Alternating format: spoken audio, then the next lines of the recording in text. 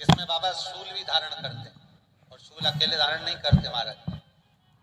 जो धतूरा होता है ना, दर्शन करें धतूरे के, कांटे कांटे सा होता है धतूरा, तो वो धतूरे के साथ में बाबा शूल धारण करते हैं, बेलपत्री के शूल को। ये बहुत बहुत आनंदमय कथा है महाराज,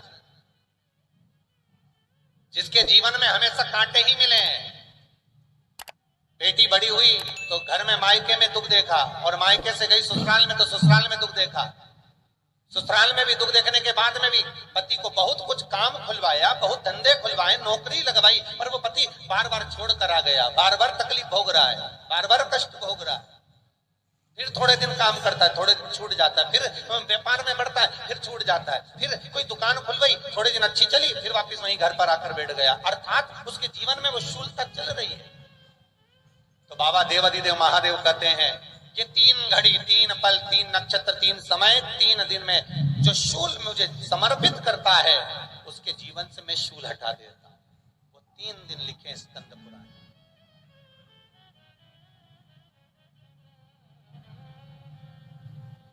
महाराज, बैसाख महीने में जो प्रदोष आती है, बैसाख के महीने में बहुत ध्यान से सुनना भाई, जो अपनी जिंदगी से बहुत तंग आ गए हो, परेशान हो गए हो, कष्टमय जीवन जी रहे हो, बहुत दुखी हो गए हो, उनके लिए ये स्कंद पुराण का चरित्र फिर मिले ना मिले, आप प्रेम से सुने। आओ, पहला बैसाख महीने की प्रदोष, चाहे वो शनिचरी प्रदोष हो, चाहे रविवार की हो, सोमवार की हो, मंगल की हो, बुधवार की हो, गुरुवार की हो, शुक्रवार की हो, शनिवार की हो, कोई भी वार की हो, पर बैसाख महीने की प्रदोष, प्रदोष काल में शाम का समय सूर्य डूब रहा हो, बस डूबा ही हो, और उस समय पर सूर्य के डूबन के तुरंत बाद बाबा को धतूरे के साथ में बेलपत्री ना चढ़ाते हुए, बेलपत्री के वृक्ष के 7 कांटे बाबा के शिवलिंग पर समर्पित करे जाते हैं। महाराज, अपनी जिंदगी में अड़चनों को हटाने के लिए फिर आप जिस व्यापार में उतरे, जिस व्यवसाय में उतरे, जिस नौकरी में उतरे, आप दिल से करें, आपको तरक्की मिलेगी। आप हार नहीं सकते, नीचे नहीं आ सकते, उन्नति पर ही चढ़ेंगे। एक वैशाख मास की प्रदोष। दूसरा, शिवरात्रि के दिन मध्याह्न का समय। महाराज, जो बड़ी शिवरात्रि होती है माघ की, बड़ी शिवरात्रि के अंतर्गत मध्याह्न का समय, दोपहर के ठीक 12 बजे, चाहे फिर वो कोई भी दिन हो महाराज, शिवरात्रि जिस दिन पड़ रही हो,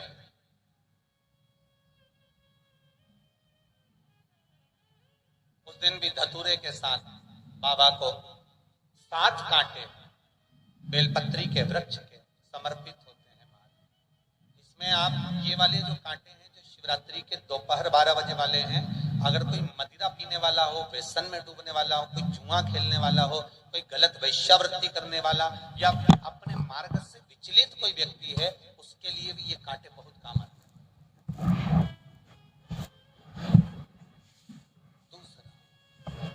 पार्वती, तेरे द्वारा तेरे नयन अश्रु से जो प्रगटा हुआ बेल का वृक्ष है,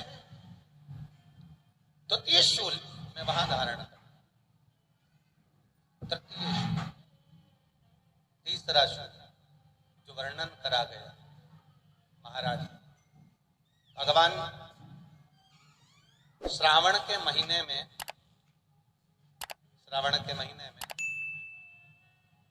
जो भी दूसरा सोमवार पड़े, जो भी पड़े, श्रावण के महीने का दूसरा सोमवार।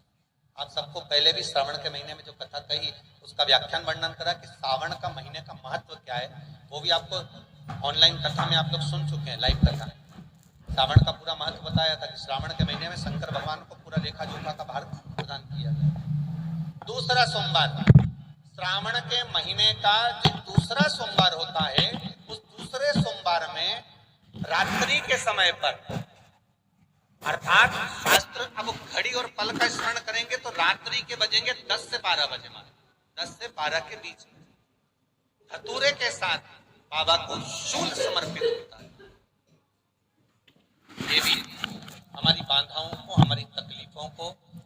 व्यापार व्यवसाय के लिए, नौकरी सर्विस के लिए, बहुत सारे एग्जाम में आप बैठ लिए, गवर्नमेंट एग्जाम के लिए बैठ लिए, नहीं हो रहा। ये 3 बार मेरे शंकर को बेलपत्री के वृक्ष के शूल समर्पित होते हैं, उसका आनंद पाओ और उससे अपने को सुख प्राप्त। जब एग्जाम में बैठो, किसी परीक्षा को आप दे, या कोई सब्जेक्ट, कोई विषय, कोई प्रश्न का उत्तर आपको याद नहीं हो रहा, मैथ का एक क्वेश्चन लेकर बैठे हुए हो, कई बार आपने उसको सॉल्व करने का प्रयास किया, वो नहीं हो, कई बार प्रयास कर देखा, थोड़ा चंदन घिसकर शंकर जी के शिवलिंग को लगा, 5 मिनट हो जाएं, उस शिवलिंग में से निकाल कर ब्रह्मांड में मध्य में लगा, फिर उस प्रश्न का उत्तर याद करने बैठना। दूसरी बात, भूल नहीं पाए। आज ही प्रैक्टिकल कर देखना, कहीं सीवर वाला महाराज झूठ तो नहीं बोल रहा, आज ही करके देखो, प्रैक्टिकल जरूर करना, बिना प्रैक्टिकल के मत रहना, प्रैक्टिकल जरूर करें, अवश्य करें। शरद पूर्णिमा की रात्रि को और कार्तिक पूर्णिमा की रात्रि को गर्भवती नारी अपनी नाभि पर यदि चंद्र की दृष्टि पड़वा लेती है तो बच्चा विकलांग पैदा नहीं होता है। गर्भ से जो बालक होगा श्रेष्ठ होगा, विद्वान होगा, चतुर होगा, पढ़ने में होशियार होगा, क्योंकि ये चंद्र की किरणें जब समुद्र में उछाल ला सकती हैं तो आपके जीवन में भी तरक्की ला सकती है। जब एग्जाम में बैठो, किसी परीक्षा को आप दे, या कोई सब्जेक्ट, कोई विषय, कोई प्रश्न का उत्तर आपको याद नहीं हो रहा, मैथ का एक क्वेश्चन लेकर बैठे हुए हो, कई बार आपने उसको सॉल्व करने का प्रयास किया, वो नहीं हो, कई बार प्रयास कर देखा, थोड़ा चंदन घिसकर शंकर जी के शिवलिंग को लगा, 5 मिनट हो जाएं, उस शिवलिंग में से निकाल कर ब्रह्मांड में मध्य में लगा, फिर उस प्रश्न का उत्तर याद करने बैठना। दूसरी बात, भूल नहीं पाए।